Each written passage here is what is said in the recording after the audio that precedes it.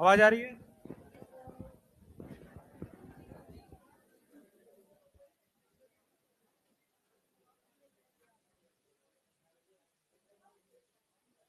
बैठ जाओ भाई, खड़े तो होते नहीं तुम लोग, बैठ जाओ।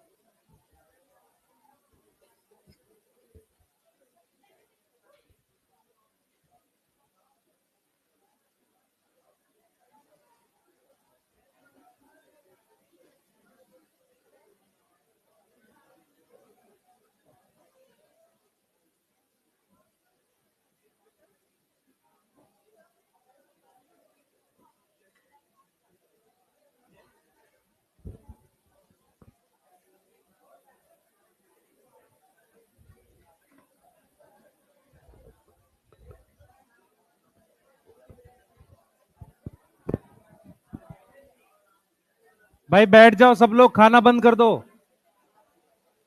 कितने साल के भूखे हो पता नहीं।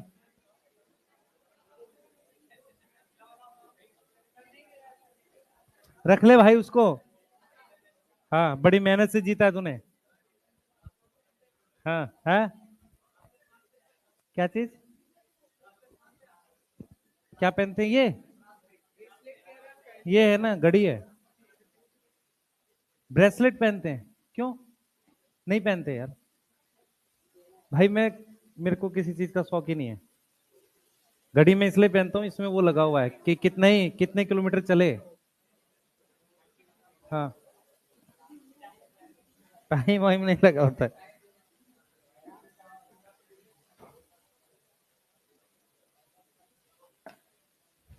चले स्टार्ट करें। बैठ जाओ भाई सारे, स्टार्ट करें भाई। कल क्लास में नहीं था बेटा तू? कल क्लास में था? ठीक। तुम कहाँ थे भाई? क्या हो गया है? फीवर हो गया है? होने वाला था? अच्छा, बैठो सब।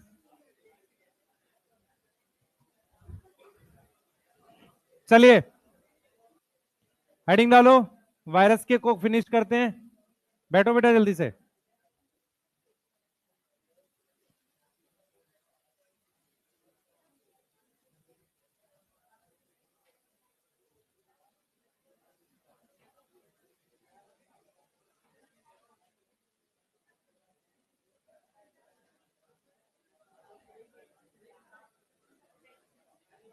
रुक जाओ भाई, बस झगड़ा नहीं करो।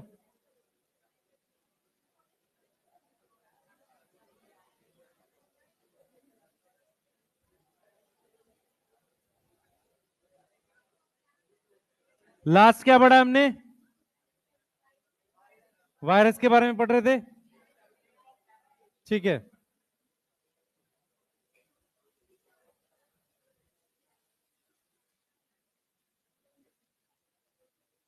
क्वेश्चंस के आंसर देख लो एक बार फटाफट से।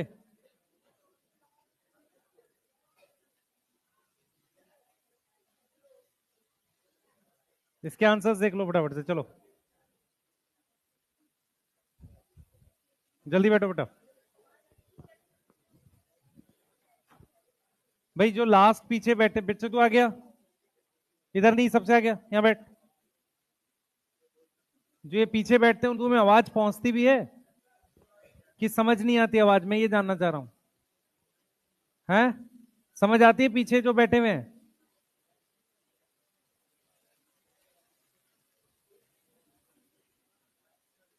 हाँ, प्रोकैरियोट्स होगा। अच्छा, प्रोकैरियोट्स होगा नहीं, प्रिमिटिव मेथड इन प्रोकैरियोट्स होगा। चलो इसके आंसर चेक करो एक बार फटाफट से। Conidia present in Alternaria, conidia present in Puccinia. ठीक है। Ustilago in Alternaria is parasitic fungi, सही है। ठीक है, सही। और morels and truffles are edible. Red rot of sugar can cause by Aspergillus, गलत है। क्या आएगा? Colletotrichum. Neurospora also produce conidia, सही है। ठीक है, आंसर चेक कर लो अपने। बेटा पढ़ना स्टार्ट कर दो। ठीक है, बैठ जाओ सब लोग। हमारे पास mark the correct match puff ball किसमें है? कोनिडिया होगा? नहीं, बेसिडियोमाइस्टीज है।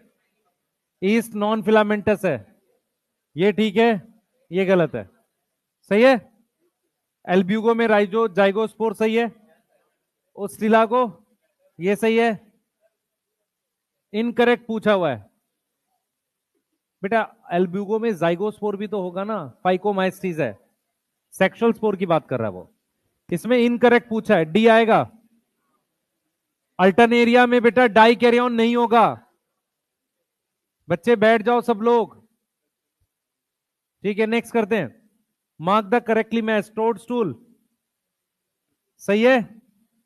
म्यूकर एसेप्टेट होगा। एस्परजिलस एस्कोस्पोर होगा। मोरल्स सेप्टेट होगा। तो इसलिए आंसर क्या है? A. Ninth, exogenous produce asexual spore. Conidia की बात कर रहा है, सही है ये। कोनिडिया क्लेविसेप्स में होगा, सही है। एक्सोजीनस सेक्सुअल स्पोर ये भी सही है। एल्ब्यूगो रस नहीं कर रहा है, ठीक है। Mark the correct match. यहां पे ब्लैक रस लिख दो, ज्यादा क्लियर हो जाएगा। Mark the correct match. Mineral cycling, ascomycetes नहीं, ड्यूटीरियो। कॉप्रोफिलस गलत, फाइकोमाइस्ट्रीज नहीं, एस्को। एसेप्टेट एस्को गलत है। एक्वेटिक में फाइकोमाइस्ट्रीज है। चलिए आगे, ये वाला ले लीजिए। Which is genetically identical to ascospore of one ascus. गलत है, मियोसिस से बनता ही है। सही है। टू बेसिडियोस्पोर नहीं, ये आएगा। बी जो है वो जेनेटिकली आइडेंटिकल होगा। डिप्लॉइड कौन है? जाइगोट 2n है, एस्कोकार्प 2n है, एस्कस 2n है, ये n है। तो आंसर क्या आएगा? ए। डी आएगा, नॉट डिप्लॉइड पूछा है। ठीक है। मियोस्पोर मियोसिस से बना है। एस्कोस्पोर मियोस्पोर है, ये दो है। ये अगर हमें नहीं भी पता ठीक से तो भी और लगाना पड़ेगा, क्योंकि ये दोनों मियोसिस से बने हुए स्पोर है। Motile asexual spore present in, क्या आना चाहिए यहां पर? फाइकोमाइस्टिस, ए आएगा। जूस्पोर की बात कर रहा है, सही। Not true for basidiomycetes, not true for basidiomycetes. बताओ, not true for basidiomycetes. B, perfect fruiting body present, meiospore present, mitospore present, sex organ present, sex organ absent. ये तो ठीक है। परफेक्ट फ्रूटिंग बॉडी प्रेजेंट, ठीक है। मियोस्पोर present, माइटोस्पोर D. माइटोस्पोर asexual spore है। Asexual spore present होता है क्या बेसिडियो में? नहीं। चलें आगे। लास्ट क्लास में हमने इस पे बात करी थी बेटा। यदि किसी को कुछ पूछना है इसमें से पूछ लो पहले एक बार जल्दी से। हाँ बेटा, सेक्सुअल स्पोर को लेके कुछ बोला नहीं है, पर आपको ध्यान ये रखना है, बैठ जाओ बच्चे, आपको ये ध्यान रखना है कि फंजाई में मोस्टली स्पोर नॉन मोटाइल होते हैं, एल्गी में होते हैं मोटाइल स्पोर। ठीक है, तो आप दिमाग में रखो, जिसके लिए कुछ बोला नहीं है ना फंजाई में, उसे नॉन मोटाइल ही लेके चलो। तो आप सेक्सुअल को नॉन मोटाइल ही लेके चलोगे। ठीक है, और पूछो कोई। भाई किसी ने फंजाई के क्वेश्चन बनाए असाइनमेंट के? प्लीज बना लो, एक आध करेक्शंस होंगी, इससे ज्यादा नहीं होंगी। कृपया करके क्वेश्चन जरूर बना लो। है ना, आप समझ नहीं रहे हो, मैं बार बार बोल रहा हूं, एक मिनिमम सेट ऑफ क्वेश्चन बनाने बहुत जरूरी है चैप्टर के। क्लियर है? यदि आप उतने क्वेश्चन बना पा रहे हैं तो आप सक्सेसफुली अच्छा कर पाएंगे। किसी ने क्वेश्चन बनाने के बाद पीवाईक्यू देखे, बहुत आसान फील होगा आपको। ठीक है, पेपर बहुत आसान आता है, थोड़ा सा भी मुश्किल आएगा तो आपको अलग फील होगा कि यार हमें ज्यादा आता है औरों से। उस चीज के लिए तैयार रहो, और उस चीज के लिए भी मेंटली तैयार रहो कि उससे अलग से कोई उसकी तैयारी नहीं की जाएगी कि अगर 2 फेज में एग्जाम हो गया तो। यही तैयारी उसके लिए कर रहे हैं हम अच्छे लेवल पे। सही है, उसके लिए और क्या करेंगे, मान लो कुछ लेवल अप और क्वेश्चन दे देंगे, पर जो आप डोपा प्राइम कर रहे हो ऑलरेडी हाई लेवल है। हाई लेवल का मतलब ऑलरेडी अच्छा लेवल है, अगर आप कर पाते हो। क्लियर? तो उतना मिनिमम बनाना है आप लोगों ने।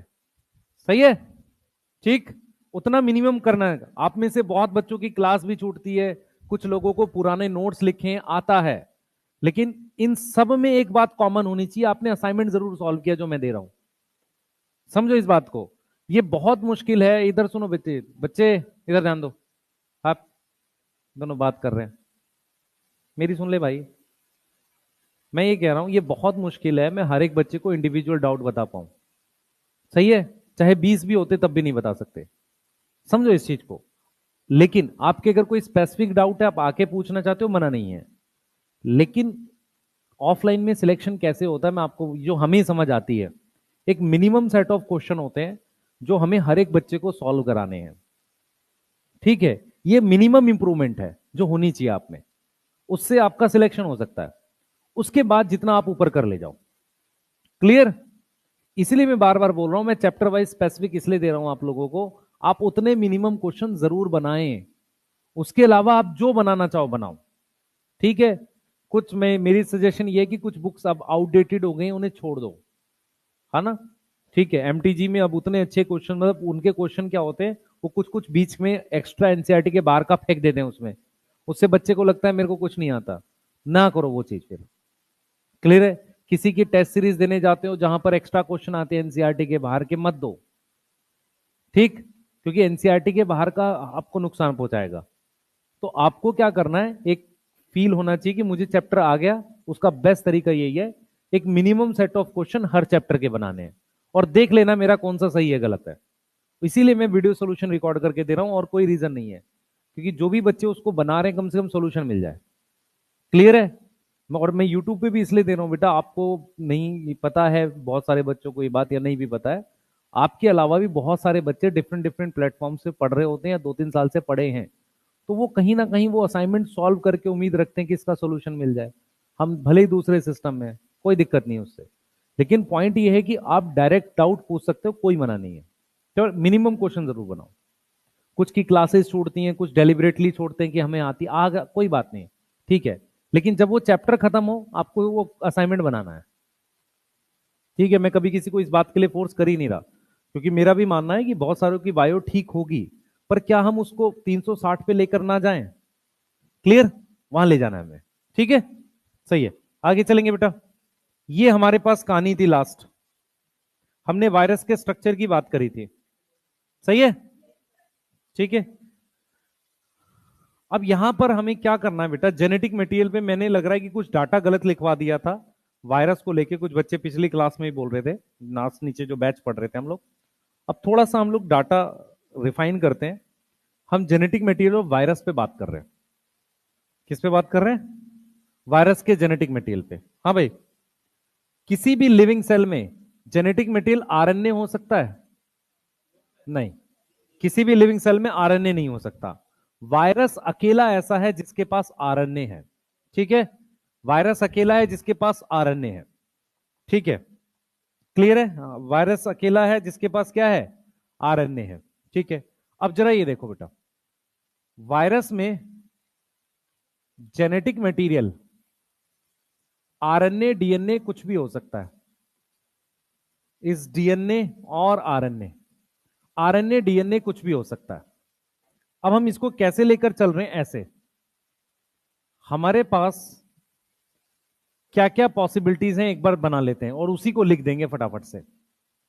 आरएनए दो तरीके का हो सकता है, एक सिंगल स्टैंडर्ड, एक डबल स्टैंडर्ड।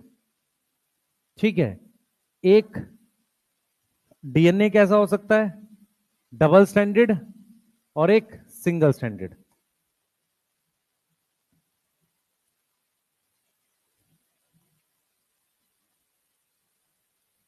ये हमारे पास डीएस आरएनए, डीएस आरएनए मतलब, ठीक है, ये एसएस आरएनए है। अच्छा, ये क्या है, डबल स्टैंडर्ड डीएनए, और ये डीएनए। हाँ भाई, मुझे कौन बताएगा सिंगल स्ट्रैंड आरएनए हेलिकल होता है?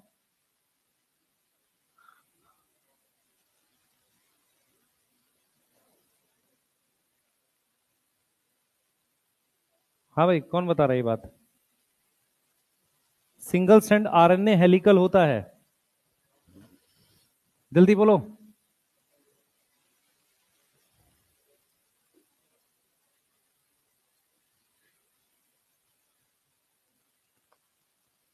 बताओ भाई, कोई नहीं होगा? होगा? चलो मेरी बात सुनो ध्यान से। डीएनए आरएनए सिंगल स्ट्रैंड हो चाहे डबल स्ट्रैंड हो, सब हेलिकल होते हैं।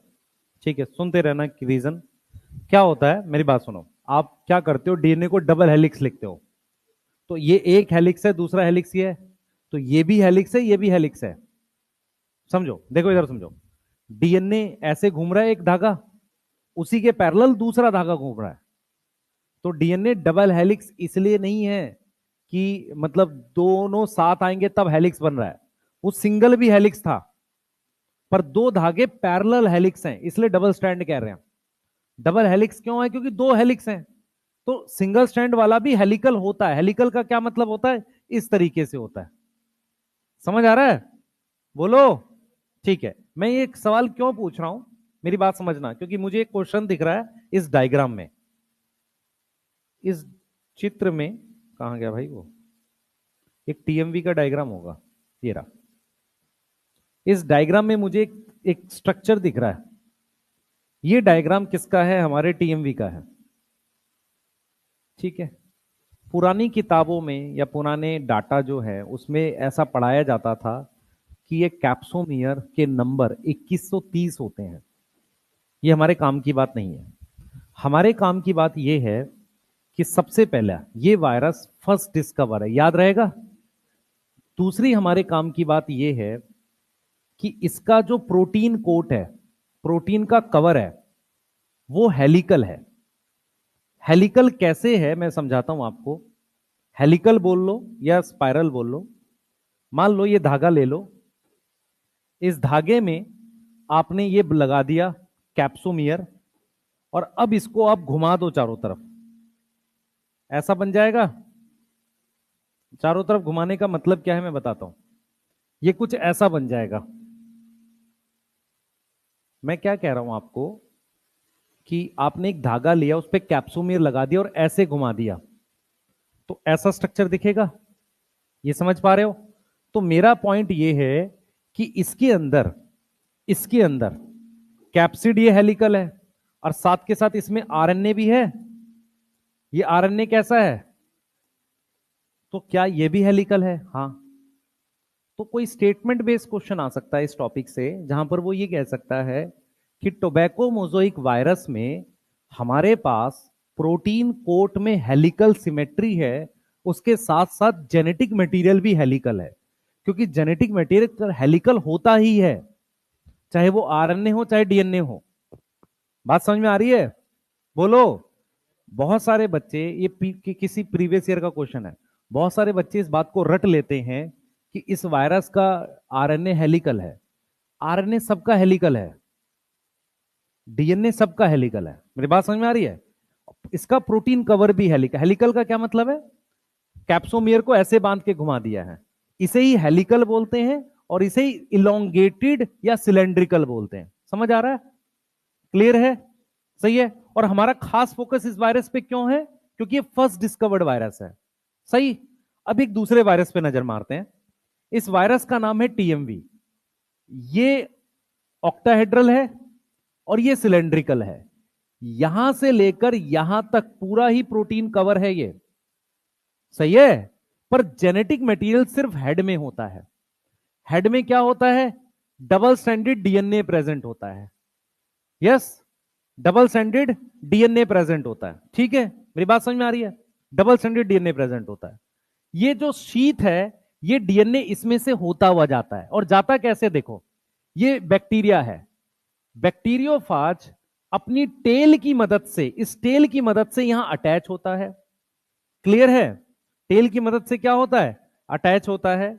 और फिर वो क्या करता है, इस तरीके से अपना शीत उसके कांटेक्ट में ले आता है। मतलब मेरा कहने का मतलब यह है कि जैसे मान लो ये बैक्टीरिया है, वो टेल की मदद से अटैच हो गया, फिर वो क्या करता है, शीत को उसके कांटेक्ट में ले आता है, किसके? बैक्टीरिया की वॉल पे, और यहां से छेद कर देता है बैक्टीरिया की दीवार पे, और ये जेनेटिक मेटेरियल यहां से घुस जाता है अंदर। ये जो यहां एंजाइम होता है नीचे इसमें, तो पहले इससे तो ये टच में आता है इसके बैक्टीरिया के, फिर अपने ये पैर फोल्ड करता है और यहां से अपना जेनेटिक मटेरियल एंटर करवा देता है इसमें। ऐसे काम करता है। समझ में आ रहा है? तो जेनेटिक मटेरियल कौन से पार्ट में है? हेड में। ये चीज क्या है? शीथ है। दोनों को मिला के क्या बोल रहे हैं? कैप्सिड बोल रहे हैं। दोनों को मिला के क्या बोल रहे हैं? कैप्सिड बोल रहे हैं। यहां तक समझ में आ रहा है? अच्छा, तुम्हारे सिलेबस में कोई ऐसा वायरस है जिसको हम क्लोनिंग वेक्टर यूज करते हैं, जो बायोटेक में दे रखा है? फिर रिपीट करते हैं, ठीक है। आपके सिलेबस में कोई ऐसा वायरस है जिसको हम क्लोनिंग वेक्टर यूज करते हैं? लैम्डा फाज है, शाबाश। लैम्डा फाज को हम क्लोनिंग वेक्टर की तरह यूज करते हैं। लैम्डा फाज को हम कैसे यूज करते हैं? क्लोनिंग वेक्टर की तरह यूज करते हैं। क्लोनिंग वेक्टर क्या होता है? बारिश हो रही है बार? नहीं, ठीक है।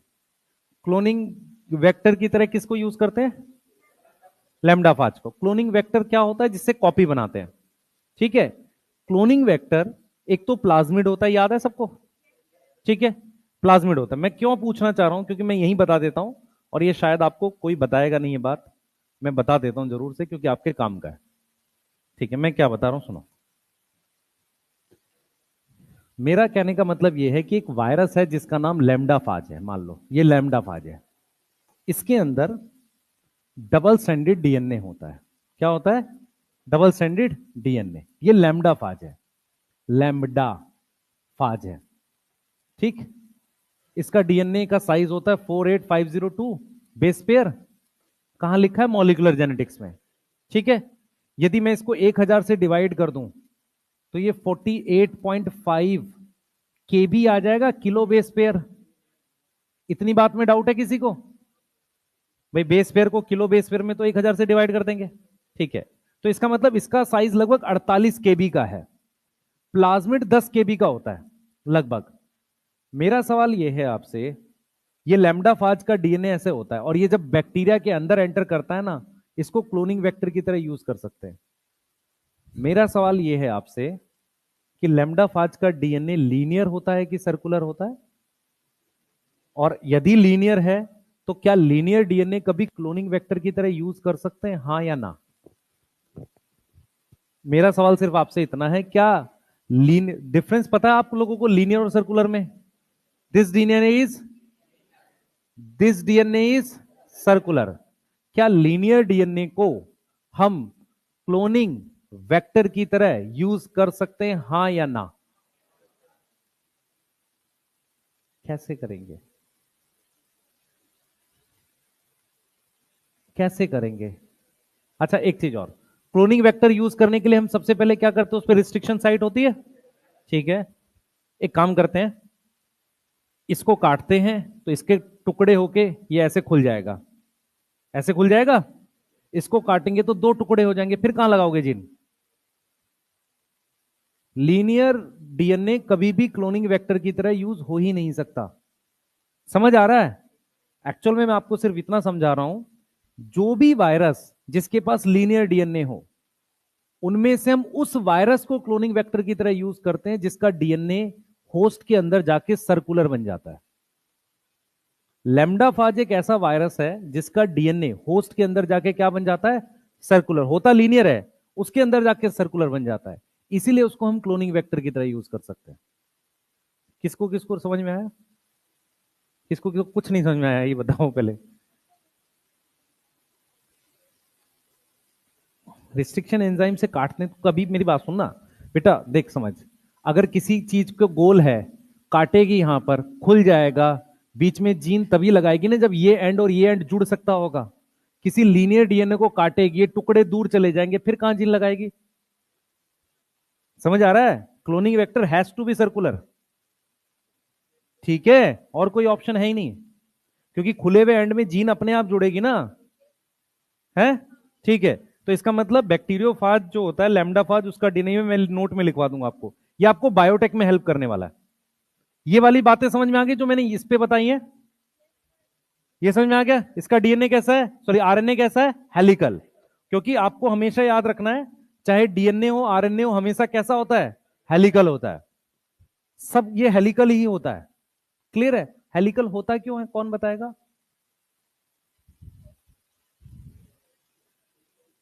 सिंगल स्ट्रैंड में बेस पेयर कैसे बनेगा भाई?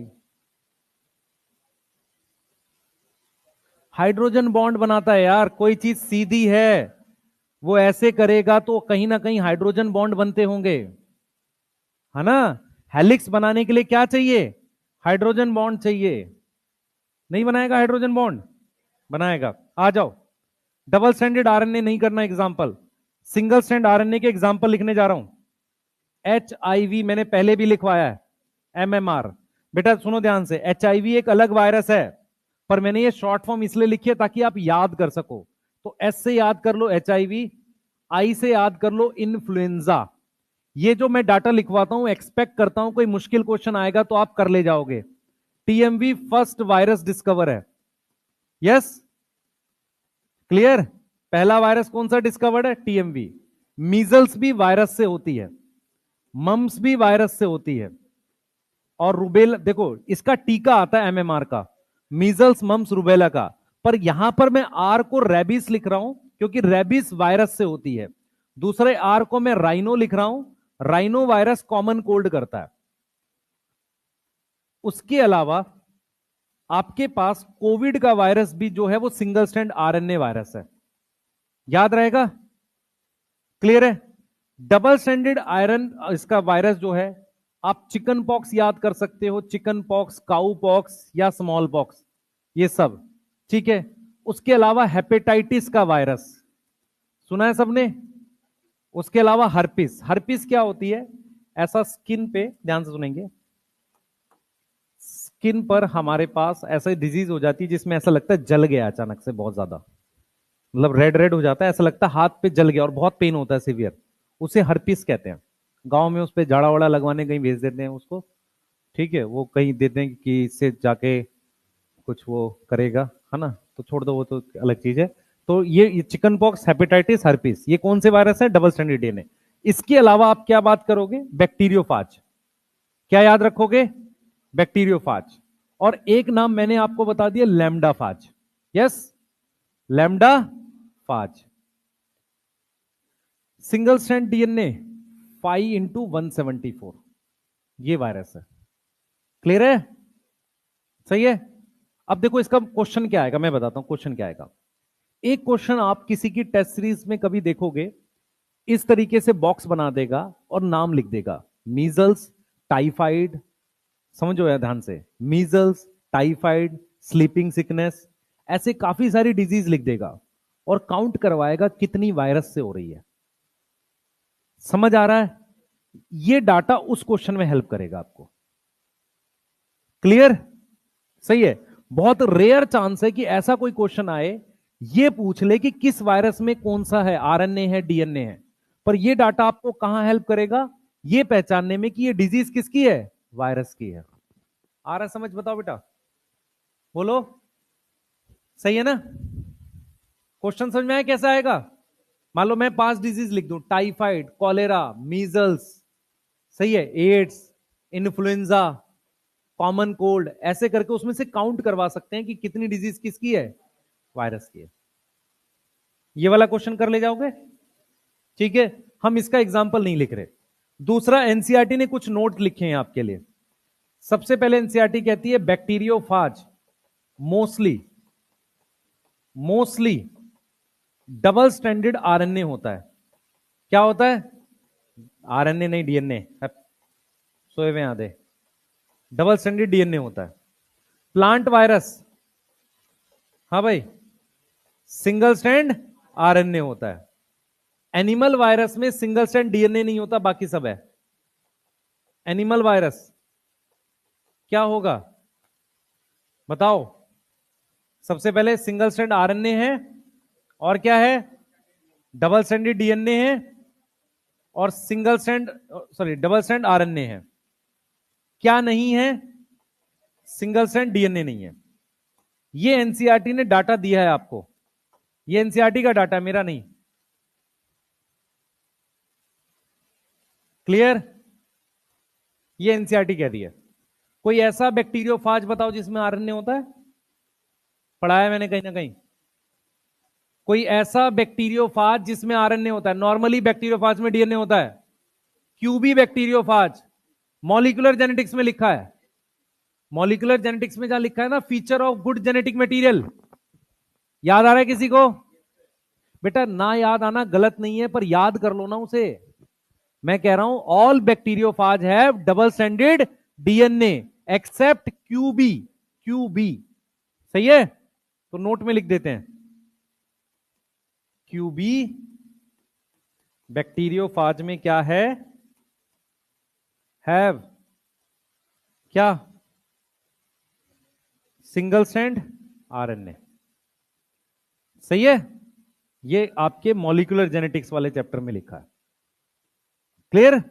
जो भी डाटा है एनसीईआरटी से याद करना, हमने बाहर का नहीं। कोई कुछ पूछना चाहेगा पीछे? कल क्लास है शायद आप लोगों की, ठीक है। कल हम लोग डाउट के लिए बेटा आपको समय दे देंगे, आप डाउट पूछ लेना कल, ठीक है।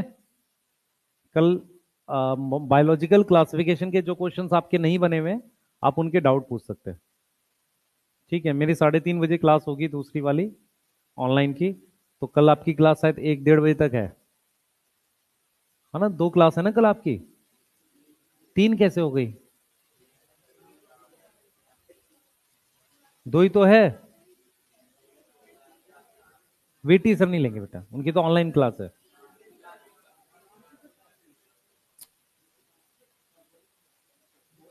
लगा नहीं शेड्यूल। जो भी है आप मेरे ख्याल से 1:30 बजे तक जो भी फ्री होंगे आप मेरे से पूछ लेना, मैं 1 घंटे यहीं बैठ जाऊंगा, जिसको जो पूछना होगा पूछ लेगा, ठीक है। बनाया असाइनमेंट किसी ने नहीं बनाया? फंजाई वंजाई बन गया? अच्छा, बना के खत्म करो या फिर अगले चैप्टर्स के दूं मैं?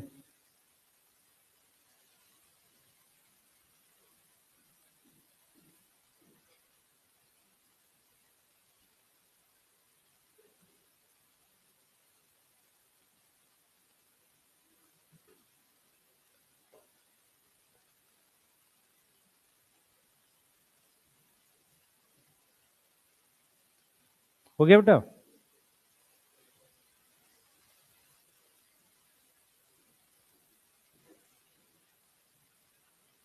चलिए,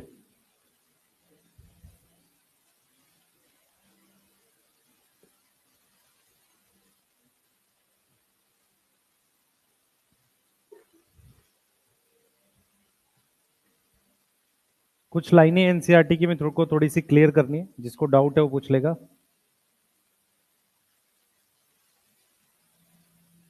यदि लिख लिया है तो हम लोग आगे चल सकते हैं, थोड़ा जल्दी लिखिए।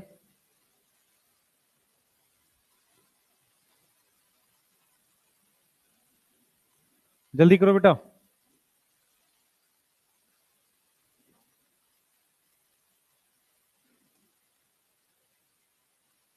कोई सुबह था लाइव आप में से? कोई भी नहीं था? कोई नहीं देखा? ठीक, चलो ठीक। नहीं कुछ नहीं, पढ़ो चलो। हाँ, 5 बजे नहीं 6 बजे था। हाँ, अच्छा, ये देखने के लिए कि सर सही में पढ़ा रहे हैं पापी। चलो पढ़ते हैं। हाँ, चलो बेटा, मैं एनसीईआरटी एकदम लाइन वाइज लाइन उसके जरूर करा दूंगा पूरे यूट्यूब पे, जो भी आपके सारे चैप्टर की होगी डिटेल। तो जिनको वो छोटे छोटे मीनिंग नहीं समझ में आते हैं ना किसी पर्टिकुलर चीज के, वो वहां से देख लेना। सही है? जैसे कोई वर्ड नहीं समझ आता ना कई बार, या लाइन का मतलब नहीं समझ में आया, वो वहां से देख लेना। ऐसा नहीं पूरा देखना आपको, जो आपको नहीं समझ में आता वही। लिख लिया बेटा सबने? एक क्वेश्चन लिख लें, चलिए स्टार्ट करते हैं। नहीं नहीं नहीं, मैं कह रहा हूं ऑल बैक्टीरियोफाज में ये होता है, ये एक्सेप्शन है जिसमें सिंगल स्ट्रैंड आरएनए होता है। चलो क्वेश्चन लिखेंगे। अरे एक क्वेश्चन लिख लो भाई, लिखो फ्यू एग्जांपल्स आर गिवन, जल्दी question. Few examples are given, few examples are given. कौन से एग्जांपल्स हैं नोट करेंगे? सबसे पहले डिजीज के नाम लिखो, common cold, common cold. Plague लिख लोगे खुद से? हाँ, common cold comma plague, plague disease का नाम है, comma ringworm, ringworm, ringworm, comma, typhoid, typhoid, लिख लेंगे spelling, typhoid, comma, cholera, chlorella मत लिख देना, कॉलेरा होता है ना, हाँ कॉलेरा, CHO होगा, CHL नहीं, हाँ कॉलेरा। उसके बाद लिखो, उसके बाद लिखो हेपेटाइटिस, हेपेटाइटिस, ठीक है। उसके बाद लिखो ये गोनोरोइया, जेनेटिक डिसऑर्डर होता है ना, स्पेलिंग देख लेना, मुझे ध्यान नहीं है ना। उसके बाद लिखो हर्पिस, हर्पिस, ठीक है। उसके बाद लिखो ट्यूबरकुलोसिस, ट्यूबरकुलोसिस, ट्यूबरकुलोसिस। उसके बाद लिखो, उसके बाद लिखो बेटा चिकन पॉक्स, चिकन पॉक्स, ठीक है। अब इसमें से काउंट करो कितनी वायरस की हैं, कितनी बैक्टीरिया की हैं। वायरस की कौन कौन सी है, मैं एक बार बता देता हूं आपको, देखो राइटिंग बहुत गंदी है यार, है। एक मिनट रुक जा, कॉमन कोल्ड, प्लेग वायरस नहीं है, बैक्टीरिया है। देखो common cold virus, plague bacteria, ringworm fungi है। किसी को नाम याद है फंजाई का? Trichophyton, epidermophyton, typhoid bacteria, cholera bacteria, hepatitis virus, gonorrhoea bacteria है, yes, herpes virus, tuberculosis bacteria, chicken pox virus. कर लेंगे बेटा। एक क्वेश्चन ये गलत होने के बहुत हाई चांसेस हैं, यदि आपका ऐसा कुछ मिक्स होके आ गया ना, अचानक से आप पैनिक करके गलत कर ले जाओगे, ठीक है। इस टॉपिक से वो क्वेश्चन ठीक हो जाएगा आपका। कभी भी ऐसा क्वेश्चन नहीं पूछेगा आपको कि मीजल्स में इन चारों में से क्या होता है, इतना टफ कभी पूछेगा नहीं ना आया है। ये लिखवाने का पर्पस क्या है, आप ये पहचान सको कि कौन सी वायरस की डिजीज होती है। सही है, क्लियर है, ठीक है। आगे चलते हैं, मुझे ये लाइनें समझानी है। हाँ भाई, ये कुछ लाइनें हैं आपके काम की, आ जाओ। In addition to protein, virus also contain, that is either DNA और RNA, no virus contain both. Virus में न्यूक्लियो प्रोटीन है, इन्फेक्शियस क्या है, जेनेटिक मटेरियल। ध्यान सुनेंगे, virus cause infection with the help of protein coat, but infectious material is genetic material. मेरी बात समझ में आ रहा है? इन्फेक्शन के लिए मदद कौन करता है, प्रोटीन कोट, पर इन्फेक्शियस मटेरियल कौन सा है, समझ आ रहा है? जो एंटर करता है वो कौन है, जेनेटिक मटेरियल। ये लिखा हुआ virus that infect plant, plant वाले कौन से हैं, सिंगल स्ट्रैंड RNA। जो इन्फेक्ट करेगा एनिमल्स को, सिंगल और डबल स्ट्रैंड RNA और डबल स्ट्रैंड DNA। देखो इसमें सिंगल स्ट्रैंड DNA मिसिंग है। बैक्टीरियल वायरस क्या है, are double stranded DNA virus. Protein coat को कहते हैं capsid, made up of small subunit capsomere. क्या करता है, protect nucleic acid. Why nucleic acid, क्योंकि DNA RNA दोनों है ना। नहीं तो अगर ह्यूमन का सेल होता या एनिमल का या प्लांट का होता तो वो सीधे DNA लिख देता। This capsomere are arrange in helical या पॉलीहेड्रल सिमेट्री। ये समझ में आ गया? ज्योमेट्रिक फॉर्म का मतलब सिमेट्री हो सकता है, यस। 3D ज्योमेट्री जो होती है वो सिमेट्री बोल सकते हैं उसे। वायरस कैन कॉज मम्स, भाई स्मॉल पॉक्स, चिकन पॉक्स, इन सब का वायरस लगभग एक जैसा होता है। स्मॉल पॉक्स, चिकन पॉक्स और काउ पॉक्स लगभग एक जैसा वायरस है। हर्पिस लिखा है और इन्फ्लुएंजा लिखा है, एड्स लिखा हुआ है, ठीक है। प्लांट्स में अब ये सुनो, ये तुम्हें समझाना है। हाँ भाई, यहां लिखा है मोज़ोइक। मोज़ोइक क्या होता है, धब्बा। TMV ऐसा मोज़ोइक बनाता है, सही है। Leaf rolling and leaf curling, क्या फर्क है, कौन बता रहा है? सेम है? क्या अंतर है, कौन बताएगा? हाँ भाई, कौन बताए, क्या खा रहे हो तुम दोनों भाई? चलो हाँ बताओ, हाँ जल्दी बताओ। Leaf rolling, leaf curling.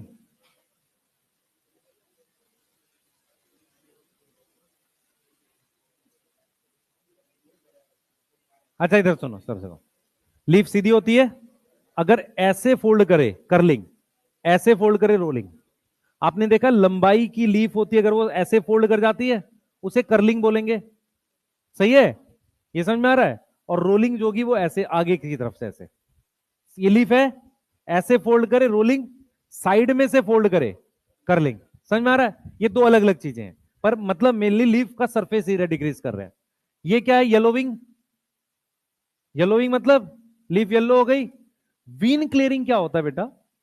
जैसे मान लो हम लोग ये वीन्स बनाते हैं ना, वीन्स हरी होती हैं, अगर इनका कलर लॉस हो जाए ना, समझ आ रहा है, वहां क्लोरोफिल कम हो जाए तो उसे क्या बोलेंगे? Vein clearing. ड्वार्फिंग और स्टंटेड ग्रोथ क्या होता है? कि ग्रोथ कम हो जाए। देखो ग्रोथ कम होने को कहते हैं स्टंटेड ग्रोथ। प्लांट छोटा रह जाए, ड्वार्फिंग। समझ आ गया? प्लांट छोटा रह जाए ड्वार्फिंग, ग्रोथ कम हो जाए स्टंटेड ग्रोथ। अब हम इसको लिखवाते क्यों नहीं आपको नोट्स में? रीजन क्या है? किसी भी सिम्टम के साथ कोई डिजीज दे नहीं रखी। यदि डिजीज दे रखी होती तो क्वेश्चन आ जाते, क्योंकि ये जो सिम्टम्स है ना, ये बहुत जनरल सिम्टम्स हैं। ये ऐसे सिम्टम्स हैं जो किसी मिनरल की वजह से भी हो सकते हैं। मेरी बात समझ में आ रही है? तो ये बहुत जनरल टाइप के सिम्टम्स है। मतलब जैसे फीवर आ गया, फीवर तो किसी वजह से आ सकता है।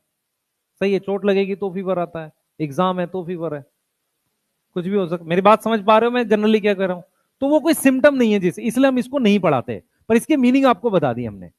वो क्या करेगा, इसका अगर क्वेश्चन देना भी होगा ना, सीधे लाइन उठाएगा पूरी की पूरी सारी, virus can cause these symptoms, वो लिख देगा।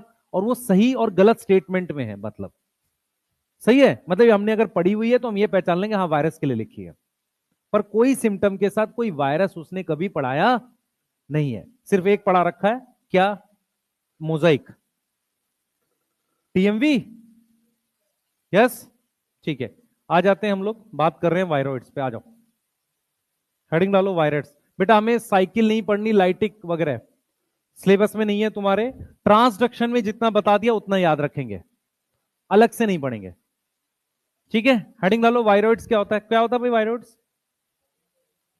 हाँ, वायरॉइड्स क्या है?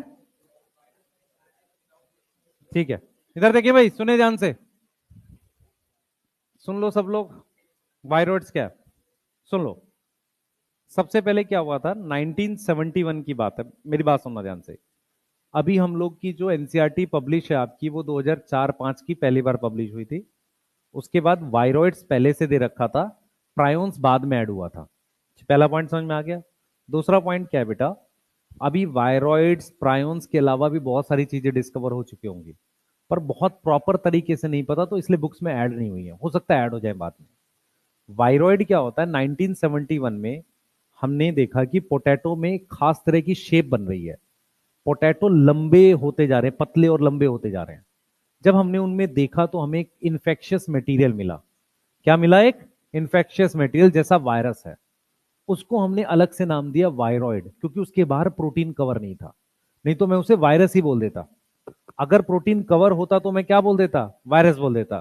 तो 1971 में हमारे पास एक साइंटिस्ट थे, टीओ डाइनर। क्या नाम है? T O Diener. उन्होंने ऑब्जर्व किया अनदर इन्फेक्शियस मटेरियल। अनदर का मतलब पहला इन्फेक्शियस मटेरियल तो क्या है? वायरस है। अनदर इन्फेक्शियस मटेरियल को उन्होंने ऑब्जर्व किया। ठीक है, ये बात भी सही है। अब हमने ये देखा, ध्यान से सुनेंगे, हमने ये देखा कि टीओ डाइनर ने एक इन्फेक्शियस मटेरियल ऑब्जर्व कर लिया, ठीक है, और उसमें क्या नहीं है? विदाउट प्रोटीन कोट है। उसमें क्या नहीं है? प्रोटीन कोट नहीं है। उसको हमने क्या नाम दिया? वायरॉइड। क्या नाम दिया? वायरॉइड। अब देखो वायरॉइड के क्या फीचर होते हैं, फीचर इंपॉर्टेंट है। सबसे पहला फीचर बताओ वायरॉइड में क्या है बेटा? एक तो उसमें लैक प्रोटीन कोट, सही है। अच्छा, प्रोटीन कोट नहीं है उसमें। दूसरा फीचर क्या है, वो सिंगल स्ट्रैंड आरएनए है, और वो आरएनए भी सर्कुलर होता है। अच्छा, एक चीज और देखेंगे, किसी भी वायरस में, किसी भी वायरस में protein coat plus genetic material में इसका मॉलिक्यूलर वेट लगभग 90 से 95% होता है। इसका मॉलिक्यूलर वेट लगभग 5 से 10% ही होता है, उससे भी कम होता है। इसका मतलब यह हुआ कि अगर सिर्फ आरएनए है वायरॉइड, तो उसका मॉलिक्यूलर वेट क्या होगा, लो। सही है। किसके कंपैरिजन में बोल रहे हैं, वायरस के। भाई लो और हाई किसी के कंपैरिजन में तो बोलोगे, अब वायरस से कंपेयर कर रहे हो और कह रहे हो इसका मॉलिक्यूलर वेट क्या है, लो है। क्लियर है। सही है। किससे कंपेयर कर रहे हैं, वायरस से। और क्योंकि वायरस में सबसे ज्यादा मॉलिक्यूलर वेट किसके पास होता है, प्रोटीन कोट के। यहां तक समझ में आ रहा है, बोलो। सही है। अब देखो, ये आरएनए है, ये क्या है, आरएनए। अच्छा, अब हम क्या करेंगे बेटा, हम क्या करेंगे, हम लिखेंगे similarity, similarity in virus and viroid. बताइए, इन्फेक्शियस मटेरियल न्यूक्लिक एसिड है। यस, इन्फेक्शियस मटेरियल क्या है, न्यूक्लिक एसिड है। सही है। और दोनों क्या हैं, दोनों ए सेलुलर या नॉन सेलुलर हैं। यस, ये चीज समझ में आ रही है। डिफरेंस बताओ, डिफरेंस पहला वायरस और वायरॉइड में डिफरेंस बताएगा कोई। सबसे पहले साइज, वायरस का लार्ज है, वायरॉइड का स्मॉल है। मॉलिक्यूलर वेट, इसका हाई है, इसका लो है। केमिकली ये न्यूक्लिक एसिड प्लस प्रोटीन है। यस, ये क्या है बेटा, न्यूक्लियो प्रोटीन है। सबको समझ में आ रही नहीं आ रही बात। भाई ये केमिकली क्या है, न्यूक्लिक एसिड है प्लस प्रोटीन है। यस, और इसमें क्या है, न्यूक्लिक एसिड है। सिर्फ क्या है, न्यूक्लिक एसिड है। इसकी डिजीज क्या है बेटा, कम है डिजीज, क्योंकि प्रोटीन कवर नहीं है ना, और जल्दी से इंफेक्शन नहीं है। पीएसटीडी, पोटैटो स्पिंडल ट्यूबर डिजीज। सही है। ऐसा कुछ दिखेगा, पोटैटो जो है इस तरीके से दिखेगा। क्लियर है। ऐसा पतला स्पिंडल जैसा दिखेगा। स्पिंडल समझ में आ रहा है, पतला और लंबा। अच्छा, पीएसटीवी क्यों लिखा हुआ है, उस वायरस का नाम है, पोटैटो स्पिंडल ट्यूबर वायरस। जैसे एचआईवी है ना, डिजीज होनी चाहिए, ह्यूमन इम्यूनो डेफिशिएंसी डिजीज होनी चाहिए, या सिंड्रोम बोल देते हैं उसे। समझ आ रहा, वो डिजीज है। वायरस का नाम एचआईवी रखते हैं ना, ऐसे पीएसटीवी इज वायरस, पीएसटीडी इज डिजीज। समझ में आ रहा है। ठीक है, तो ये वायरॉइड के बारे में नोट करेंगे। कोई कुछ पूछना चाह रहा हो,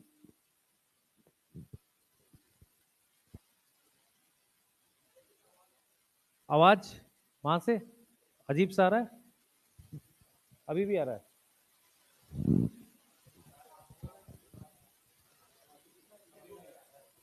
आ रहा है ना,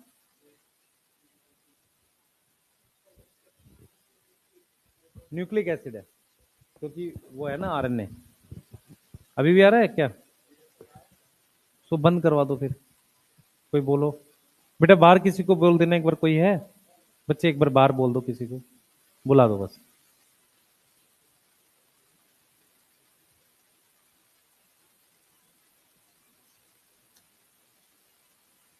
कुछ दिन में बेटा आवाजें आएंगी, ये तो वैसे आ रही है, कुछ दिन में आवाजें आनी शुरू हो जाती हैं। हाँ, सही है। और इसका साइज क्या, ये आवाज आ रही है, किसी को भेजो, ये बंद करना है। स्मॉलर देन वायरस है। यस, स्मॉलर देन वायरस है। हाँ भाई, ये बैक्टीरियल प्रूफ फिल्टर से निकल जाएगा कि नहीं, निकल जाएगा, क्योंकि वायरस निकल जाता तो ये भी निकल जाएगा। सही है। अगर वायरस निकल जाएगा तो वायरॉइड भी निकल जाएगा। क्योंकि वायरॉइड छोटा है।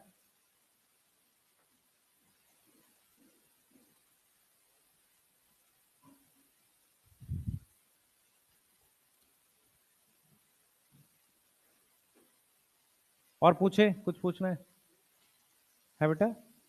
मोजाइक, मोजाइक का मतलब होता है पैच, धब्बे। असल में तंबाकू की, टोबैको की लीफ पे टीएमवी ऐसे पैच बना देता है, ठीक है, इन्फेक्शन करके, तो उसे कहते हैं टोबैको मोजाइक वायरस। उसी सिम्टम पे वायरस का नाम है। जैसे एचआईवी का नाम क्यों रखा गया है? क्योंकि वो प्रॉब्लम के हिसाब से नाम रख देते हैं। तो वायरस का नाम जो होता है वो जो प्रॉब्लम करते हैं ना, उसके हिसाब से रख देते हैं, ठीक है।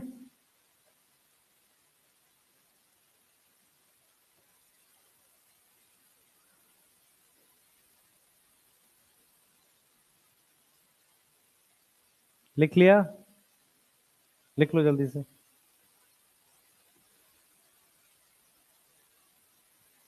आपका टेस्ट सैटरडे मेरे ख्याल से, शायद अब नेक्स्ट सैटरडे ना? ठीक है। छुट्टी किस चीज की भाई?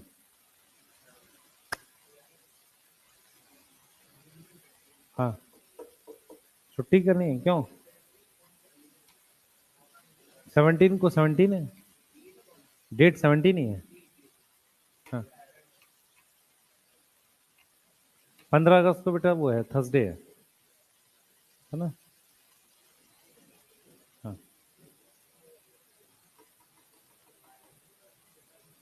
15 अगस्त को एक तो कॉन्स्टिट्यूशन ऑफ इंडिया और एक इंडिया का मैप या इंडिया का झंडा स्टेटस पे लगाना है हमें। इससे हम साबित हो जाएंगे कि पूर्ण रूप से हम लोग, ये बंद करना है ये वाला, ये आवाज कर रहा है खराब तरीके से। हम्म, इससे हमें साबित करेंगे कि हम पूर्ण रूप से भारतीय हैं, ठीक है। हाँ, यही तरीके होते हैं। आए की जलेबी भाई? कभी समोसा मांग रहे तुम, कभी जलेबी मांग रहे, पढ़ लो चुपचाप। हाँ, हाँ।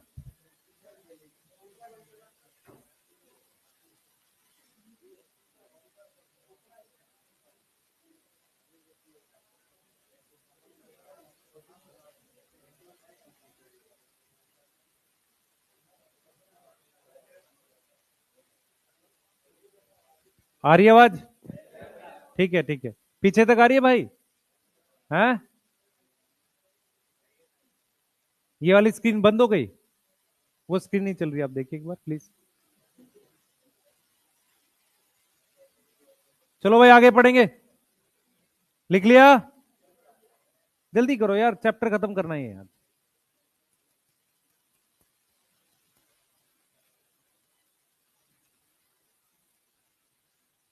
चलिए, एनसीईआरटी पढ़ेंगे। बेटा लिख लो, डिफरेंस और समानता पता होनी चाहिए, यहीं से क्वेश्चन आएगा। और ऐसा कोई पहाड़ क्वेश्चन नहीं आएगा। एक तो ईयर पूछ सकता है। हाँ भाई, स्टेनले का क्या था? 35। ये 71 है। साइंटिस्ट का नाम? थियोडाइनर। नया इन्फेक्शियस एजेंट खोजा जो छोटा है किससे? वायरस से। डिजीज कर रहा है। ये कैसा है? एक फ्री आरएनए है। इसमें क्या नहीं है? प्रोटीन कोट नहीं है, ठीक है। RNA of virus, low molecular weight, सही है। आवाज आ रही है, नहीं आ रही? क्या चीज? बेटा इन्फेक्शन कर सकता है, एनवायरमेंट में भले ही ना मिले, किसी इन्फेक्टेड ऑर्गेनिज्म से दूसरे में जा सकता है। भाई रुको 1 मिनट, इधर जान दो। कोई पॉइंट है जिसको पूछना है? नहीं पूछना? चलो स्टार्ट करो, प्रायोन्स पढ़ेंगे। प्रायोन्स क्या होते हैं, कौन बताएगा?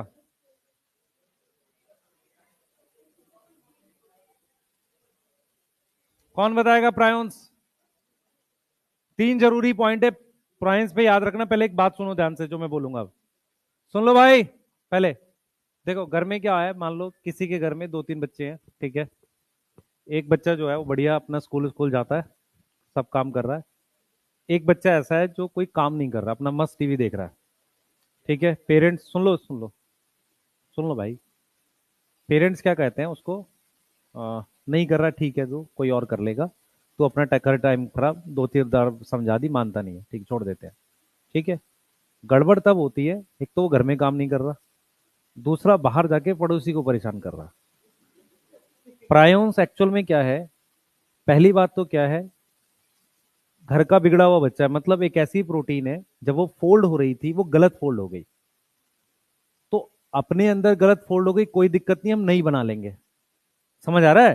क्योंकि डीएनए पे इंफॉर्मेशन तो है सही बनाने की, हम और बना लेंगे। प्रॉब्लम क्या है कि वो प्रोटीन उस सेल से निकलकर कहीं और जाके प्रॉब्लम क्रिएट कर रही है। समझ में आ रहा है?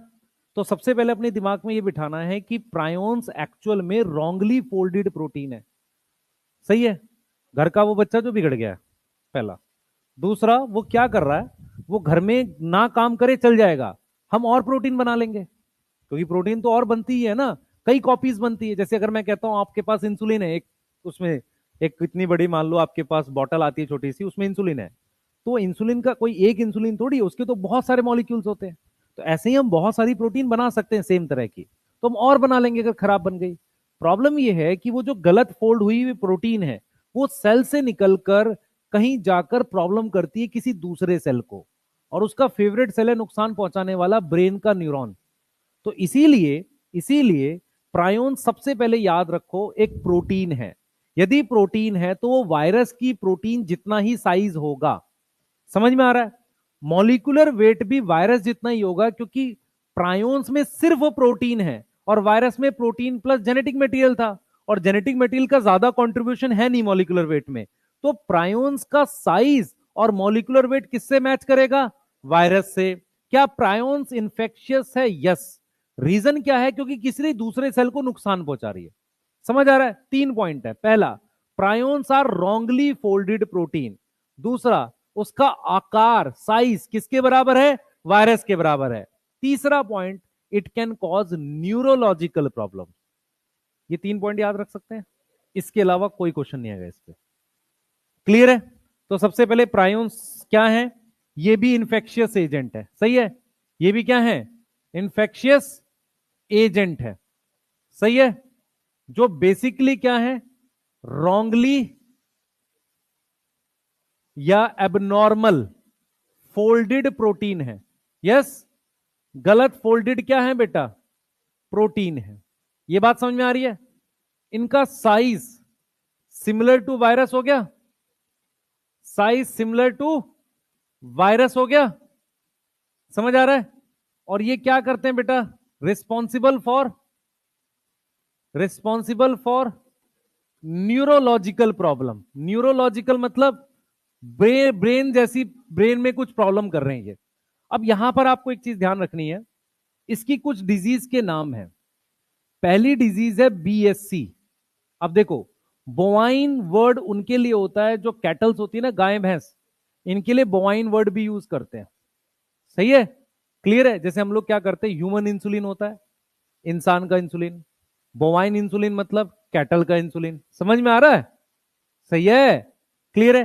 तो bovine spongy form, spongy form का मतलब है कि किसी तरीके का एक लीजन्स, लीजन्स मतलब पैच टाइप का बना रहे हैं, किस पे? ब्रेन पे, न्यूरॉन्स पे। तो एनसेफलोपैथी पूरा नाम। आपने बेटा, आपने वो पढ़ा है ईसीजी, ईसीजी हार्ट के लिए होता है, ऐसे ही कुछ ईईजी करके होता है ब्रेन के लिए। तो वहां पर एनसेफलोपैथी वर्ड आता है ब्रेन से रिलेटेड। ठीक है? क्लियर है? जैसे ईसीजी तो कार्डियोग्राम है ना, सही है, वो ब्रेन से रिलेटेड होता है। तो हमने क्या लिखा है? Bovine spongiform encephalopathy. इसी को कहते हैं मैड काउ डिजीज। क्या बोलेंगे? Mad cow disease. यस। इसका similar similar disease in human, analogous variant कह रहे हैं, similar disease in human. Human में उसे हम नाम दे रहे हैं क्रूट्सफेल्ट। एनसीईआरटी ने सीआर लिख के छोड़ दिया। क्रूट्सफेल्ट जैकब डिजीज, ये किसमें हो रही है? ह्यूमन में। यस। तो दो डिजीज बताई है एनसीईआरटी ने, एक बीएससी, दूसरा क्रूट्सफेल्ट जैकब डिजीज। ये देखो बेटा, कुछ ऐसे ब्रेन में कुछ प्रॉब्लम कर रहा है न्यूरॉन्स को, ऐसा कुछ कर रहा है ऐसा। समझ में आ रहा है? यहां कुछ कर रहा होगा प्रॉब्लम, लीजन्स टाइप बना रहा है। ठीक है? और प्रोटीन क्या होगी, रॉन्ग फोल्ड हो गई है। क्लियर है यहां पर? जैसे ये नॉर्मल प्रोटीन है, ठीक है, और ये कैसी फोल्ड है, रॉन्ग फोल्ड है। क्लियर है? देखो एक चीज हमेशा याद रखो, मेरी बात सुनो ध्यान से। ऐसा बिल्कुल कोई पॉसिबिलिटी नहीं है आप लोगों को ये लगता होगा कि कोई भी म्यूटेशन ऐसी हो जाए और अचानक से कुछ स्पेशल फीचर बन जाए, जैसे कुछ के पंख निकल आए, कुछ का ब्रेन चाल तेज हो जाए, ऐसा कुछ नहीं होने वाला। म्यूटेशंस रैंडम होती है और रैंडम चीज हमेशा खराब होती है। तो प्रोटीन फोल्डिंग अगर खराब है, रैंडम है, तो वो काम नहीं करती ज्यादा। लेकिन क्या हुआ है, नेचर में कभी कभी कुछ स्पेशल चीजें होती हैं। उसमें से एक स्पेशल चीज ये है कि फोल्डिंग से कुछ ऐसी फोल्डिंग हो गई कि दूसरे को नुकसान पहुंचा रहा है। मेरी बात समझ में आ रही है? नेचर में बहुत सारे प्रोसेस चलते हैं, वायरस, वायरॉइड, प्रायोन्स, उन प्रोसेस के बाई प्रोडक्ट है। समझ में आया? अचानक से बन गए और आगे कंटिन्यू रहे। दूसरा, हमारे आसपास भी हैं। मैं आपको एक चीज क्लियर कर देता हूं, ऐसे 2000 एजेंट और हो सकते हैं जो कुछ कर रहे होंगे, पर क्योंकि हमसे रिलेटेड नहीं है तो हम उन्हें पढ़ते भी नहीं है। समझ आ रहा है? ऐसा नहीं कि और चीजें नहीं होती, होती होंगी, हमने देखी नहीं, ना पता हमें।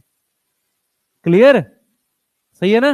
ठीक है, नोट करिए जल्दी से। 3 पॉइंट याद रखेंगे। पहला, प्रोटीन फोल्ड गलत हो रही है, न्यूरोलॉजिकल है, साइज किसके समान है, वायरस के समान है। ठीक है? किस में दिखेगा, इलेक्ट्रॉन माइक्रोस्कोप में दिख सकता है, नैनोमीटर में साइज है। इसका भी साइज किस में है, नैनोमीटर में। तो किस में देखोगे, इलेक्ट्रॉन माइक्रोस्कोप में। बेटा प्रोटीन ऐसी फोल्ड होती है रियल में, वो आपको हम गोल करके दिखा रहे हैं वायरस का कवर, ऐसा नहीं होता, ऐसा होता है एक्चुअल में सब कुछ। इस तरह की फोल्डिंग होती है प्रोटीन की। ठीक है? हाँ,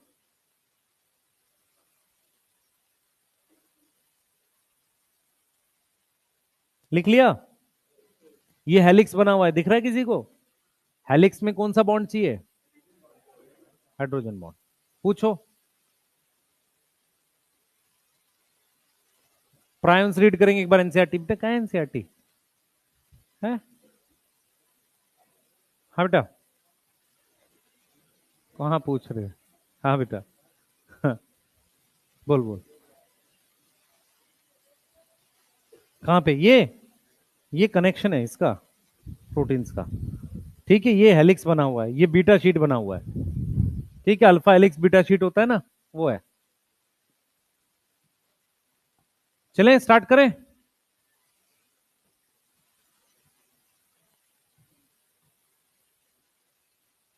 देखो भाई, प्रायोन्स, मॉडर्न मेडिसिन मतलब बीमारी पता चली तभी पता चला, मॉडर्न मेडिसिन समझ में आ रहा है? इसका ये मतलब बीमारी पता चली तभी पता चला। ये इन्फेक्शियस न्यूरोलॉजिकल डिजीज है। कुछ ऐसी दिमाग की बीमारियां होती थी, हमें समझ ही नहीं आता था किससे हो रही हैं। Were found to be transmitted by agent causing abnormally folded protein. The agent was similar in size to virus. These agents were called prions. The most notable मतलब सबसे ज्यादा जो प्रायोन्स की डिजीज है वो कौन सी है, बीएससी, बोवाइन स्पॉन्जिफॉर्म एनसेफलोपैथी। क्या बोलेंगे, मैड काउ। ये सिमिलर है, एनालॉगस समझ में आता है, सिमिलर टू सीजेडी। सीजेडी क्या है बेटा, क्रूट्सफेल्ड जैकब डिजीज। इतना दे रखा है। 3 पॉइंट काम के तुम्हारे पास, न्यूरोलॉजिकल, रॉन्गली फोल्डेड और डिजीज के नाम और साइज की बात कर सकते हो। ठीक है? हाँ, क्रूट्सफेल्ट जैकब डिजीज, ये डिजीज का नाम है, प्रायोन से हो रही है। ये ह्यूमन में हो रही है और ये काउ में हो रही है। ठीक है, मैड काउ, दोनों प्रायोन्स करा रहा है। हाँ बेटा, एक्चुअल में क्या है, दोनों है। खुद रॉन्ग फोल्ड हो गई है, दूसरे की फोल्डिंग खराब कर रहा।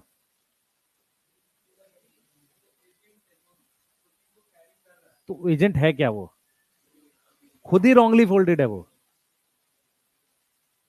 मेरी बात समझ, खुद फोल्ड गलत है, वो आगे फोल्डिंग गलत करा रहा है दूसरे सेल में। अपने सेल में तो कुछ कर ही नहीं रहा वो, जहां से बना है। हम कभी भी ये नहीं पढ़ते कि ये चीज का सोर्स क्या है, हम ये पढ़ते कर क्या रहा है। हम कभी ये नहीं पढ़ते कि जब लाइकन बना तो एल्गी फंजाई कब साथ आई, ऐसे थोड़ी पढ़ते हैं। हम तो ये पढ़ते हैं साथ है। ऐसे ही क्या है कि प्रायोन्स एक एजेंट, मतलब खुद एक रॉन्गली फोल्डेड प्रोटीन है जो दूसरे की प्रोटीन फोल्डिंग गड़बड़ करके कुछ ऐसे काम कर रहा होगा, नुकसान पहुंचा रहा है। और टारगेट सेल्स क्या है उसके, न्यूरॉन्स। तभी ब्रेन को इम्पैक्ट करेगा। सही है, चलें आगे, लाइकेंस हेडिंग डालेंगे। दोनों इनर्ट है, क्योंकि बाहर आप उसको वैसे भी कुछ नहीं कर सकते। रिसेप्टर होंगे वायरस के पास, ठीक है, लेकिन वायरॉइड के पास क्या होता है, वो जैसे बैठ जा, हमारे पास ऑर्गेनिज्म टू ऑर्गेनिज्म मूव कर जाएगा। मान लो क्या होता है, जैसे हम लोग बहुत सारा जो इन्फेक्शन होता है ना, एक ऑर्गेनिज्म का फ्लूइड दूसरे से मिक्स होता है तब होता है। सही है, जैसे मान लो कहीं पर जैसे क्या है, बहुत सारा वायरॉइड पड़ा हुआ है, अगर किसी सेल में एंटर कर पाया, मल्टीप्लाई कर पाया तो मल्टीप्लाई कर ले जाता है। हिट एंड ट्रायल है, उसको खुद नहीं कर पाएगा कुछ, कर पाया तो पॉसिबल, नहीं तो चल जाएगा। जैसे हिट एंड ट्रायल पे काम करता है बिल्कुल। आंखें नहीं है बेटा इनकी। लिख लिया, हेडिंग डाले लाइकन्स। आ जाओ भाई,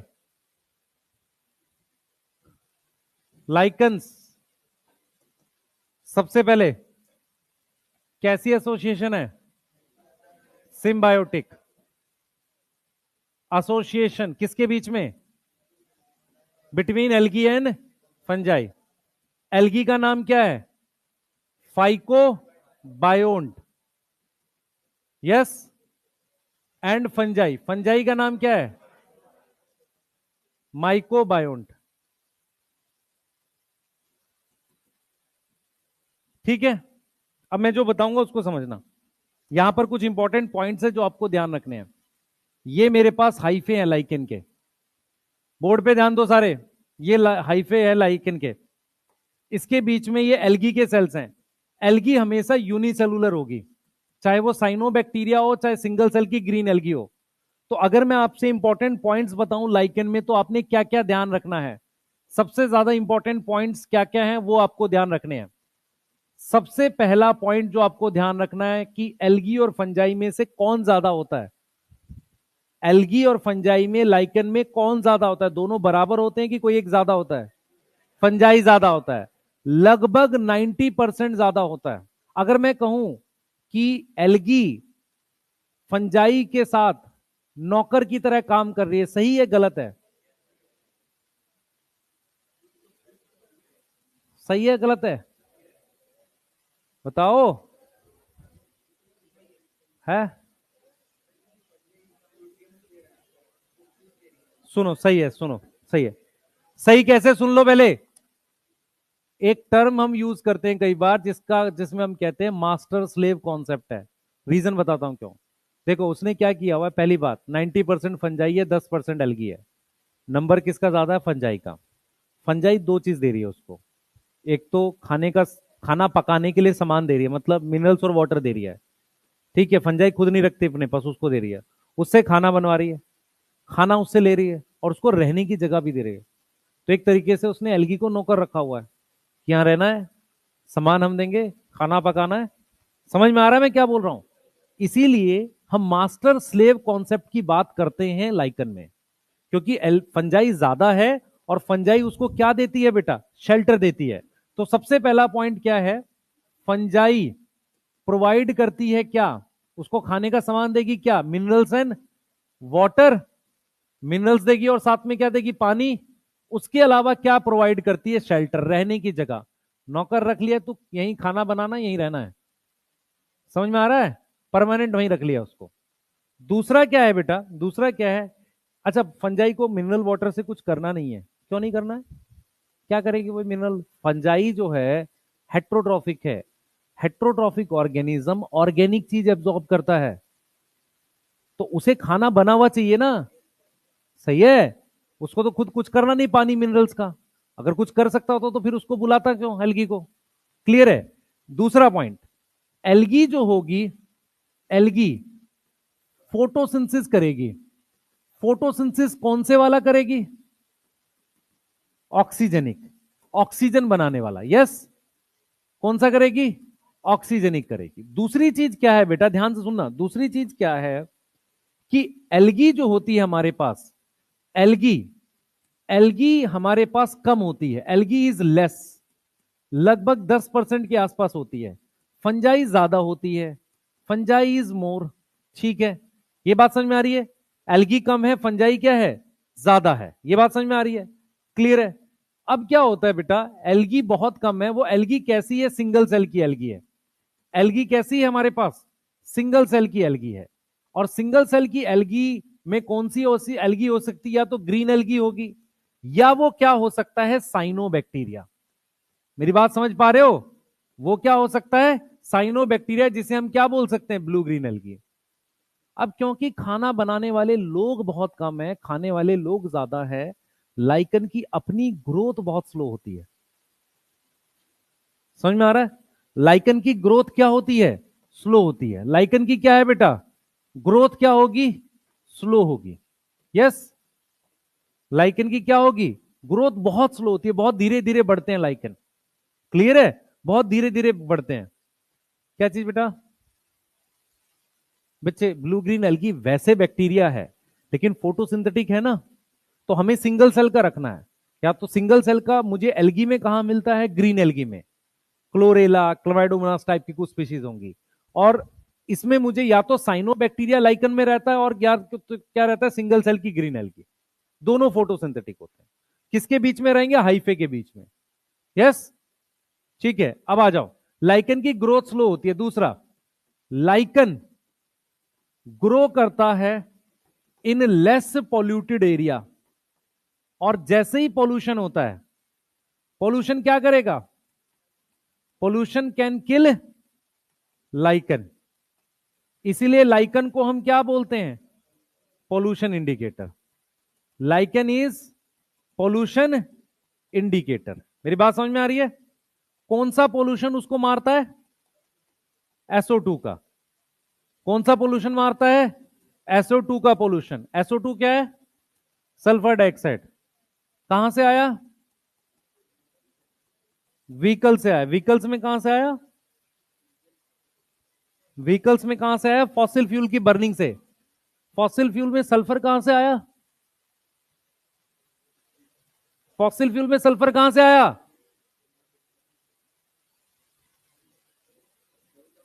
दिमाग लगाओ। सल्फर कंटेनिंग अमीनो एसिड से। जो भी प्रोटीन्स होती हैं जिनमें सल्फर कंटेनिंग अमीनो एसिड होते हैं, वो फॉसिल फ्यूल में सल्फर की फॉर्म में चले जाते हैं। वो जब जलेगा तो क्या बनाएगा? सल्फर डाइऑक्साइड बनाएगा। समझ आ रहा है? इसीलिए प्रोटीन जलती है तो गंदी सी स्मेल आती है सल्फर डाइऑक्साइड की। सही है? रॉटन एग की स्मेल आती है। तो सल्फर डाइऑक्साइड का पोल्यूशन लाइकन को मार सकता है। सल्फर डाइऑक्साइड कहां से आएगा? फॉसिल के सल्फर से। फॉसिल में सल्फर कहां से आया? सल्फर कंटेनिंग अमीनो एसिड से। ठीक है? क्लियर? बोलो। ठीक है। एल्गी को क्या बोलते हैं? फाइकोबायोन्ट। फंजाई को माइकोबायोन्ट। एल्गी सिंगल सेल वाली होगी, मल्टी सेलुलर एल्गी नहीं होती कंपल्सरी। हम लाइकन यूज करते हैं लिटमस।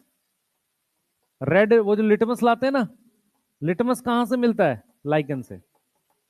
लाइकन सेक्सुअल रिप्रोडक्शन नहीं कर सकता। लाइकन क्या नहीं कर सकता? Lichen can not perform sexual reproduction. क्यों? अलग चीजें है ना। दो लोग साथ मिलके रह रहे हैं, गैमेट किसका बनाएंगे? गैमेट तो सिंगल सेल होता है। सिंगल सेल का गैमेट। भाई एक मिनट सुने ध्यान से। लाइकन के लिए बहुत मुश्किल है सेक्सुअल रिप्रोडक्शन। रीजन क्या है? लाइकन का मतलब दो अलग अलग स्पीशीज साथ रह रही है। गैमेट किसका बनाओगे? गैमेट तो एक सेल का बनेगा ना। गैमेट सिंगल सेल का होता है। तो या तो एल्गी का बनेगा या फंजाई का बनेगा। मेरी बात समझ पा रहे हो? तो दो दो चीजों का मिलके कोई एक गैमेट थोड़ी बनेगा। क्लियर है? इसलिए लाइकन सेक्सुअल रिप्रोडक्शन नहीं करता, ए सेक्सुअल से ही बनता है मेनली। जल्दा। कुछ स्पेशल केसेस है जहां होता है, वहां पर फिर क्या हो रहा होता है? फंजाई सेक्सुअल रिप्रोड्यूस कर रही होती है, उसके साथ कुछ एल्गी के सेल चले जाते हैं, बस ऐसा होता है। पर कोई प्रॉपर तरह की गैमेट बनने वाला नहीं चीजें बनती है। क्लियर है? ठीक है, पूछो अब किसी कुछ पूछना है। बेटा स्लो क्या है? क्योंकि लाइकन एक एसोसिएशन है। प्रॉपर कोई देख, किसी चीज को ग्रो करने के लिए क्या करना चाहिए? उसको मल्टी सेलुलर होना चाहिए, ऑर्गन सिस्टम ऑर्गेनाइजेशन तक जाना चाहिए, तभी चीजें अच्छे से ग्रो होंगी। अब ये कोई टिश्यू तो बना नहीं है, खाना डिफ्यूजन से जाएगा, तो ग्रोथ कैसे फास्ट होगी? सही है ना? ठीक है। मान लो हम भरोसे बैठे हैं कोई लाके देगा तो खाएंगे, तो फिर ग्रोथ थोड़ी होगी। खुद बना रहे होते तो ज्यादा ठीक था। लॉजिकल है तो ना, दूसरे के खाने पे कब तक चलेगा, है ना। सही है। हाँ, बस भाई लिख लिया, चले आगे।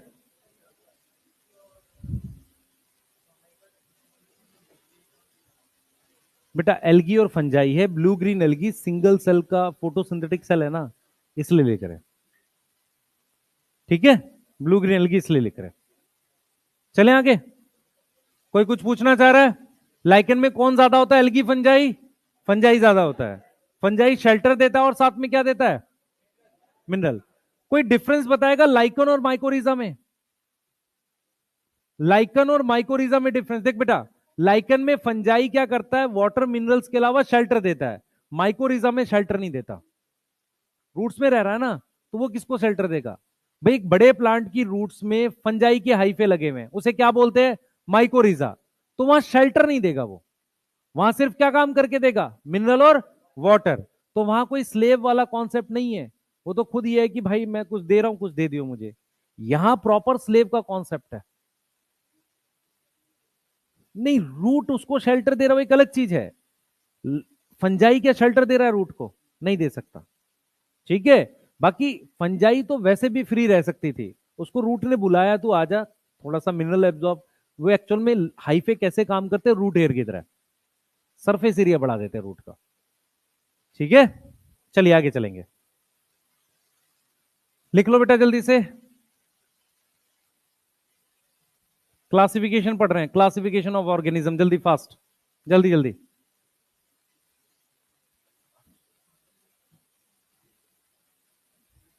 चलें।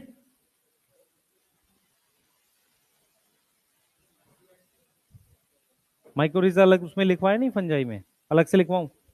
चलो आओ, नोट करो। पर तुम्हें जरूरत है माइक्रोरीजा बहुत डिटेल में? कुछ पॉइंट्स लिख ले, नहीं तो क्वेश्चन आएगा गलत करेगा। कुछ बच्चे, क्योंकि क्या होता है ना कि जब हम क्लास के आखिरी में पहुंचते हैं तो जरूरतें कम हो जाती हैं हमारी, है ना, लिखने को लेके। सब कुछ समझ आ रहा होता है, तेजी से दिमाग चल रहा होता है। ठीक है। हाँ, और ऐसा ना किया करो, नहीं तो टीचर मक्कारी पे आएगा, तुम्हें कुछ समझ नहीं आएगा, मैं पहले बता रहा हूं।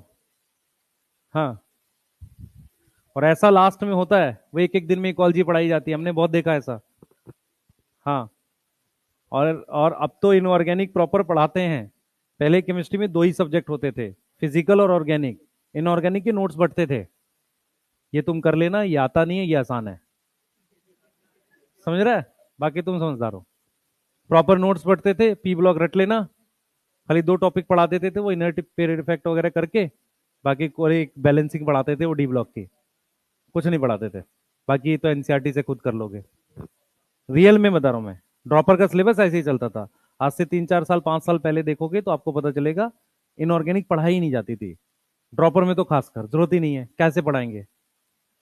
ठीक है, उसके नोट्स, एक्सट्रैक्शन के नोट्स दे देते थे, बच्चा खुद करेगा। एक टॉपिक उसमें वो डायग्राम आता था कोई, है ना, कुछ वो ग्राफ आता था।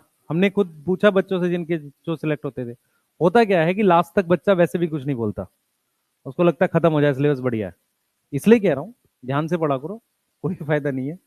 ठीक है, जो चीज आपकी है, मैंने ये लिखवाना है, इसमें क्या पॉइंट्स लिखवाने बता देता हूँ। ऑल दो मैं इसको माइक्रोब्स में भी पढ़ाऊंगा। ठीक है, माइक्रोब्स में भी बताऊंगा, पहले सुन लो ध्यान से। ये रूट्स हैं, रूट्स में मेरे पास ये फंजाई के हाइफे हैं, इसको अपने क्या बोल रहे हैं, माइकोरिजा। तो माइकोरिजा में किसकी एसोसिएशन है, फंगल एसोसिएशन है। फंजाई की एसोसिएशन है किसके साथ, with roots of higher plants, roots of higher plants. ध्यान से सुनो, मैं जो चीजें बताऊंगा यहां पे। जीनस फंजाई का, जीनस ऑफ फंजाई जो माइकोरिजा बनाता है, ग्लोमस। विच फॉर्म माइकोरिजा, जो माइकोरिजा बनाता है वो जीनस कौन सा है बेटा, वो ग्लोमस है। वो जीनस हमारे पास क्या है, ग्लोमस। ग्लोमस जो है बेटा वो जीनस है जो माइकोरिजा बनाता है। समझ में आ रहा है? क्या बनाता है? माइकोरिजा। दूसरी चीज इधर सुने ध्यान से बेटे, एक्चुअल में माइकोरिजा मिनरल्स एब्जॉर्ब करता है। मेरी मेरी तरफ सुनो ध्यान से। आपके सिलेबस में carbon, hydrogen, oxygen, nitrogen, phosphorus, sulphur, ये मिनरल्स हैं। सबसे ज्यादा प्लांट को इनकी जरूरत है। ये ठीक है। नाइट्रोजन बैक्टीरिया फिक्स कर देगा। ये तीन प्लांट को CO2 और H2O से मिल गए, तो रह क्या गया? फास्फोरस। इसीलिए एनसीईआरटी लिखती है कि माइकोरिजा मिनरल एब्जॉर्ब करता है, और उसमें सबसे ज्यादा वो एब्जॉर्ब करेगा ना जो सबसे ज्यादा अमाउंट में चाहिए प्लांट को। तो मेनली एब्जॉर्ब फास्फोरस। ये समझ में आया? Mainly absorb phosphorus. ज्यादा अमाउंट में हमें फास्फोरस चाहिए, क्योंकि फास्फोरस डीएनए में है, फास्फोरस मेम्ब्रेन में है। समझ में आ रहा है? बोलो बेटा। है? हो चुका है, लिख ले यार, कोई बात नहीं। अप्रोच इंक्लूसिव है बेटा, कोई बात नहीं। आगे आ जाओ। टाइप ऑफ माइकोरिजा के नाम लिख लो। टाइप ऑफ माइकोरिजा होता है, एक जो बाहर रहता है बिल्कुल, उसे कहते हैं एक्टोमाइकोरिजा। और ये मिलता है हमारे पास प्रेजेंट इन पाइनस। किसमें होगा ये? पाइनस जिम्नोस्पर्म में। एक होता है एंडोमाइकोरिजा। क्या होता है? एंडोमाइकोरिजा। इसमें ये धागे अंदर चले जाते हैं थोड़े से। ये धागे जो है ना अंदर से खाना लेके आते हैं। एक मिनट रुको भाई, सुनो ध्यान से, पहले सुन लो। फंजाई का धागा सेल के अंदर जाकर खाना निकालता है। बाहर वाले सतह से निकाल ले खाना, एक्टो। कुछ सेल्स एपिडर्मिस के बीच में, ये मान लो रूट की एपिडर्मिस है, इसके बीच में से फंजाई के धागे ऐसे होते हुए अंदर घुस जाते हैं, और कुछ सेल्स के अंदर से खाना लेकर आते हैं। कुछ सेल्स के अंदर चले जाएंगे ये धागे, और वहां से खाना लेकर, मतलब खींच के, जैसे पाइप्स डाल के पानी खींचते हैं ना, वैसे खाना खींचते हैं अंदर से बाहर की तरफ। क्लियर है? उसको हम क्या बोलते हैं? एंडोमाइकोरिजा। और ये मुझे ऑर्किड में मिलता है। किस में मिलता है? ऑर्किड। ऑर्किड मोनोकोट है डाइकोट है? मोनोकोट है। कहां मिलता है? ऑर्किड। किसी ऑर्किड का नाम बता सकते हो? ऑर्गेनिज्म पॉपुलेशन लास्ट पेज नीचे से fourth fifth line. Ophrys Mediterranean orchid. याद आया? याद आ रहा है? नहीं, ऑफ्रिस, जिसमें वो बम्बल बी बी लिखा है, सूडो कॉपुलेशन। यस। और ऑर्किड में बेटा क्या होता है? All monocots are endospermous except orchid. ठीक है? ऑर्किड हैव टाइनी सीड्स, वहां लिखा हुआ है large number of tiny seeds. Sexual reproduction flowering plant में। ठीक है? क्लियर है? सही है। तो ये माइकोरिजा नोट कर लो। कौन सा जीनस है? क्लोमस। बायो फर्टिलाइजर क्या होते हैं? बायो फर्टिलाइजर, बायो फर्टिलाइजर का मतलब वो ऑर्गेनिज्म जो मिनरल एब्जॉर्ब कर सकते हैं। तो माइकोरिजा को हम किस में रख सकते हैं? बायो फर्टिलाइजर में रख सकते हैं। सही है? माइकोरिजा को, नाइट्रोजन फिक्सेशन बैक्टीरिया को हम किस में रख सकते हैं? बायो फर्टिलाइजर में रख सकते हैं। ठीक है? बायो का मतलब ऑर्गेनिज्म, फर्टिलाइजर मतलब मिनरल एब्जॉर्ब कराना है। क्लियर है? बोलो, पूछो अब यहां पे। चलिए सिस्टम पढ़ेंगे थोड़ा सा। ग्लोमस बेटा जीनस है, वो माइकोरिजा बनाती है दोनों। एक्चुअल में 90% माइकोरिजा ग्लोमस बनाता है, एक्टो एंडो दोनों। बस भाई, क्या बताएगा? बता, हाथ ऊपर कर रहा है, कुछ सुना है? हाथ ऊपर कर रहा था अभी, बताएगा? क्या सुनाएगा? है? पोएम सुनाएगा? है। कोई कोई कोई बढ़िया सड़क छाप शायरी जो याद आ रही हो, है, जो हमने अभी ताजी ताजी ट्रक के पीछे पड़ी हो, ऐसी कोई याद आ रही हो? है? ऐसी वाली याद आ रही हो कि मतलब, छोड़ो जाने दो, खराब हो जाएगा। चलो पढ़ो। हाँ भाई, ये 1 मिनट सुने ध्यान से, इधर ध्यान दो यार, उससे कुछ नहीं होता, ठीक है। पर बेटा ये जेन्युइनली खराब हो गया, कल गोल्ड आना चाहिए था, अब नहीं आएगा। अब ओलंपिक्स में कुछ नहीं आने का, ये आलिया जो आना था। हाँ, पिछले साल, पिछली बार 7 थे, इस बार तो 4-5 है। हाँ, आप जो भी है मतलब खराब हुआ। अब सोचो वो उनको मिला है गोल्ड पाकिस्तान में, वहां पे बहुत कम फैसिलिटी, यहाँ से भी कम है। बात ये नहीं, बात ये है कि हम दिन भर रील बनाते रहते हैं, और कोई काम, हम इंडिया एज अ इंडियन सिर्फ रील बना रहे हैं। तो इधर ध्यान दो, ठीक है। हैं, खराब हो गया पर बहुत। चलो कोई नहीं, चलो आओ बेटा आओ, हेडिंग डालो, क्लासिफिकेशन पढ़ रहे हैं, है ना। पढ़ रहे हैं, 2 टॉपिक पढ़ेंगे छोटे से। हेडिंग डालो, क्लासिफिकेशन ऑफ ऑर्गेनिज्म, जल्दी। हेडिंग डालो क्लासिफिकेशन। बेटा कल 2.5 घंटे की क्लास है, ध्यान रखना। 2 ही क्लास है आपकी, 3 नहीं है। टाइम पता नहीं, पहली है कि शायद देखो, पहली होगी तो मैं टाइम से आ जाता हूँ। आज मैं लेट हो गया था, शायद 8:15 पे आया हूँ। मैं नॉर्मली टाइम पे आ जाता हूँ, ठीक है। तो भाई मैं सुबह उठ के करूंगा क्या फिर? मैं सुबह 6 बजे पहले क्लास पढ़ाऊंगा एक। देख, 6 बजे से मैं 7:30 तक क्लास पढ़ाऊंगा, फिर मैं निकल के यहाँ आ जाऊंगा, मैं करूँ क्या बीच में फिर? सो तो सकता नहीं मैं बीच में। हाँ, मैं अब नहीं सो सकता। ठीक है, चलो कल कर रहे हैं, छोड़ दो, कल करें। अच्छा एक चीज और है, टाइमिंग आपको आ जाएगा मैसेज, क्लास है, ठीक है। खाना बेटा मुझे थोड़ी बनाना होता है। हाँ, दिक्कत क्या है भाई? हाँ, ये 4 है। चलो कल पढ़ रहे हैं यहां से आगे। अच्छा 1 मिनट भैया, 1 मिनट और। किसी के अभी कोई डाउट है फंजाई वाले में? मैं 5-7 मिनट हूं, पूछ लो एकदम अभी। कोई डाउट नहीं है? बेटा तेरे को बहुत भूख लग रही है। और कोई? आजा, एंड कर रहे हैं, यहीं पे छोड़ रहे हैं। क्या चीज?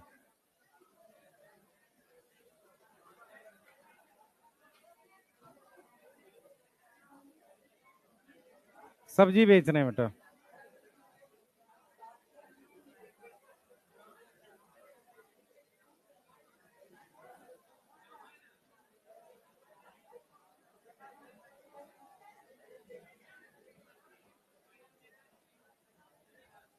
कोई डाउट है किसी के? ला बेटा। हाँ बच्चे, बोल।